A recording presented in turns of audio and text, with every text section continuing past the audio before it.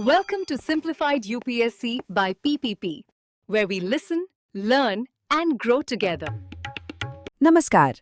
चलिए आज इतिहास के एक ऐसे दौर में चलते हैं जहां एक नए विश्वास ने दुनिया का नक्शा हमेशा के लिए बदल कर रख दिया।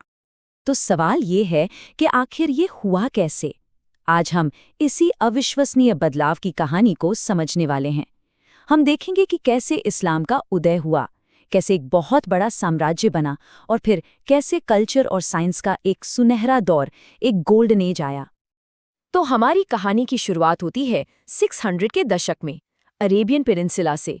सोचिए, ये वो जगह थी जो उस दौर में व्यापार और नए नए विचारों का एक बड़ा चौराहा, एक क्रॉसरोड्स थी। और इसी माहौल में पैगंबर मोहम्मद को वो संदेश मिलने शुरू हुए जो आगे चलकर इस्लाम की बुनियाद बने। देखिए, ये सब कितनी तेजी से हुआ। 610 सीई में मक्का में पहला संदेश मिला, फिर 622 में हुई वो ऐतिहासिक हिजरत जब वो अपने अनुयायियों के साथ मदीना चले गए, और फिर 630 में मक्का में उनकी शानदार वापसी। मतलब इन कुछ सालों की घटनाओं ने एक पूरे आंदोलन को शक्ल दे दी। और 632 में जब उनकी मृत्यु हुई, तब तक इस्लाम पूरे अरेबियन पेनिनसुला में फैल चुका था। अब इस नए विश्वास का जो सेंट्रल आइडिया था, वो था एक ही ईश्वर, यानी अल्लाह के आगे समर्पण, सबमिशन। और ये एक इतना पावरफुल आइडिया था कि इसने पेनिनसुला के अलग अलग कबीलों को बहुत तेजी से एक साथ जोड़ दिया। पैगंबर मोहम्मद के बाद कहानी और भी तेजी से आगे बढ़ी। ये नया विश्वास एक हैरान कर देने वाली स्पीड से फैला और देखते ही देखते एक बहुत बड़े साम्राज्य की नींव रखी गई। तो मोहम्मद के बाद लीडरशिप संभाली पहले 4 खलीफाओं ने, अबू बकर, उमर, उस्मान और अली। और इनके नेतृत्व में एक जबरदस्त मिलिट्री और स्पिरिचुअल एक्सपेंशन हुआ। मतलब अरब से निकलकर सीरिया, मिस्र और यहाँ तक के उस वक्त के पावरफुल ससानिड एम्पायर को भी जीत लिया गया। और ये सिलसिला यहीं नहीं रुका। इनके बाद जो डायनास्टीज आईं, यानी उमैयाद्स और अब्बासिद्स, उन्होंने तो साम्राज्य की सीमाओं को और भी दूर तक फैला दिया। उमैयाद्स ने इसे पश्चिम में स्पेन से लेकर पूर्व में भारत तक पहुंचाया, और फिर अब्बासिद्स ने बगदाद को अपनी नई राजधानी बनाया, जो पावर का एक नया चमकता हुआ सेंटर बना। लेकिन जैसे जैसे साम्राज्य बढ़ रहा था, वैसे वैसे अंदर एक बहुत ज़रूरी बहस भी चल रही थी कि लीडरशिप किसके हाथ में होनी चाहिए। और इसी सवाल ने इस्लाम के अंदर वो विभाजन पैदा किया जो आज भी दुनिया पर असर डालता है, सुन्नी और शिया का विभाजन। अब सोचिए, इतना बड़ा साम्राज्य, इतनी स्टेबिलिटी और ज़बरदस्त ट्रेड नेटवर्क्स, इन सब ने मिलकर एक कल्चरल और इंटेलेक्चुअल एक्सप्लोजन के लिए, एक धमाके के लिए एकदम परफेक्ट माहौल तैयार कर दिया।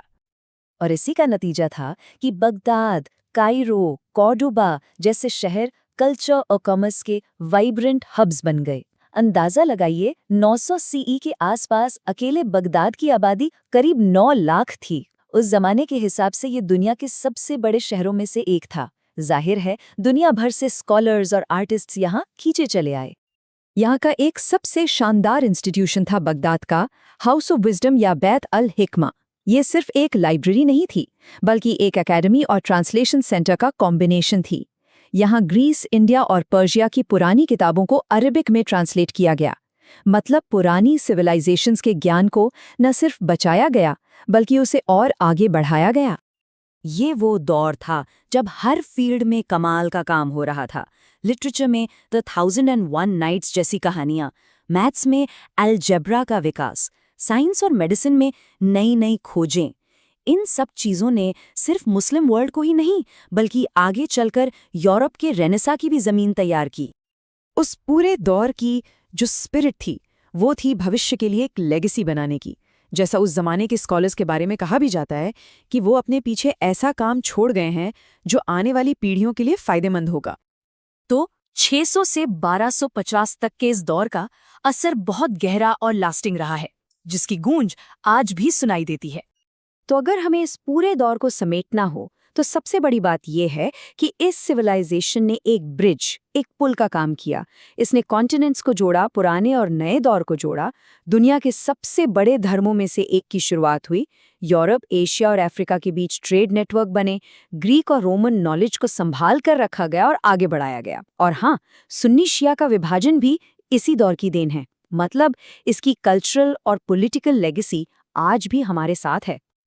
और ये सारी बातें हमें एक बहुत ही दिलचस्प सवाल पर लाकर खड़ा कर देती हैं कि इस दौर में जो विचार पैदा हुए, जो इनोवेशंस हुए और जो बंटवारे हुए, वो आज भी हमारी दुनिया को कैसे और कितना प्रभावित कर रहे हैं।